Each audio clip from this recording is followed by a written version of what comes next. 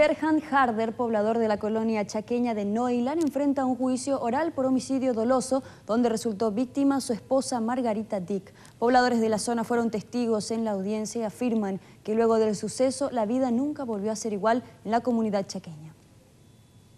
Margarita Dick fue hallada ahogada en un tanque australiano ubicado en el interior del establecimiento ganadero que compartía con su esposo el 1 de septiembre del 2008. El principal sospechoso resultó ser su propio marido, Bernhard Harder, quien la habría asesinado porque supuestamente la mujer se negaba a dar el divorcio pese a que él ya contaba con otra pareja y porque éste no quería dividir los bienes matrimoniales.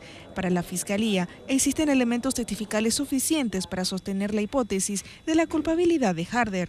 Nosotros creemos de que hay una suerte y serie de indicios, todos coherentes, coincidentes, no contradictorios, ¿verdad? Que hacen, yo creo, de que se puede lograr esa condena. Durante la jornada de juicio desarrollada el miércoles, resaltó el testimonio de dos amigas de la víctima, quienes relataron los maltratos físicos y psicológicos a los cuales supuestamente fue sometida Margarita Dick por su esposo durante los últimos meses de vida.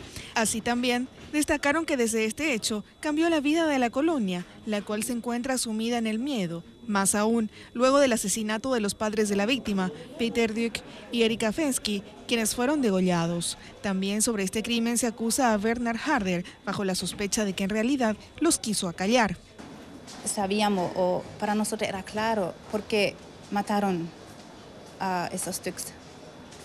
Era solamente por eso, porque ellos eran los testigos. Ellos al final eran solos que se fueron siempre en Asunción para aclarar, testificar y todo ese. Y de repente cuando ya se escuchó que de repente la otra semana va a ser el juicio, le mataron. Espero con ansias, con todo el corazón, que se restaure la tranquilidad en Neuland, que nos podamos sentir seguros, porque en Neuland nos sentimos inseguros por lo que pasó con los padres de Margarita. Los jueces Arnaldo Freitas, Lourdes Sanabria y Miguel Fernández declararon el juicio oral y público en cuarto intermedio, el cual será retomado el viernes desde las 8 de la mañana.